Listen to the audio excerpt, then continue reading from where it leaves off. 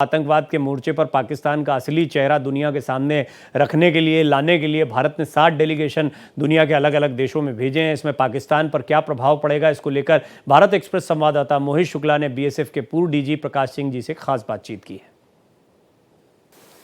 Operation सिंदूर के बाद भारत के अलग अलग डेलीगेशन अलग अलग देशों में गए हैं। आखिरकार ये डेलीगेशन अलग अलग देशों में जाकर किस तरीके से अपनी बात को रख रहे हैं और पाकिस्तान को कैसे एक्सपोज कर रहे हैं, ये बताने के लिए यूपी के पूर्व डीजीपी और साथ ही बीएसएफ के पूर्व डीजीपी प्रकाश सिंह साहब हमारे साथ हैं। सर, बहुत स्वागत है भारत एक्सप्रेस पे। अब आप जरा अपने शब्दों में मुझे बताइए कि इन डेलीगेशंस का विदेशी पटल पर जाना, वैश्विक स्तर पर जाना, वैश्विक पटल पर भारत की बात को रखना, ऑपरेशन सिंदूर को समझाना कितना फायदेमंद है?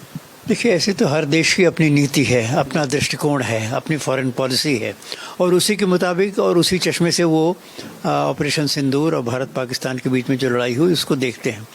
परंतु बहुत सी बातें ऐसी होती हैं जो आदमी को विस्तार में नहीं मालूम होती हैं, गहराई में नहीं मालूम होती हैं। तो अच्छा है भारत सरकार ने ये एक डिप्लोमेटिक ऑफेंसिव जो किया है और अपने डेलीगेशंस अलग अलग राज्य अलग अलग देशों में भेजे हैं ताकि ये ऐसी ऐसी बातें बता सकें जो शायद उनको मतलब अदरवाइज़ नहीं मालूम होगा। तो अपना दृष्टिकोण दूसरे के सामने प्रस्तुत करना भी एक बहुत ज़रूरी है और ये डिप्लोमेटिक ऑफेंसिव मैं समझता हूँ कि बहुत ही समीचीन है और सही दिशा में एक ठोस कदम है।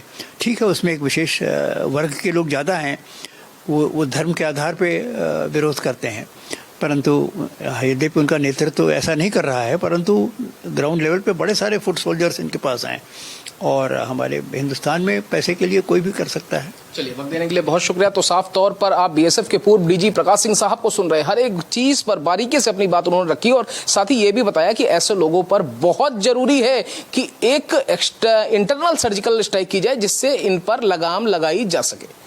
नोएडा से कैमरा पर्सन मन्नू के साथ मैं मोहित शुक्ला, भारत एक्सप्रेस।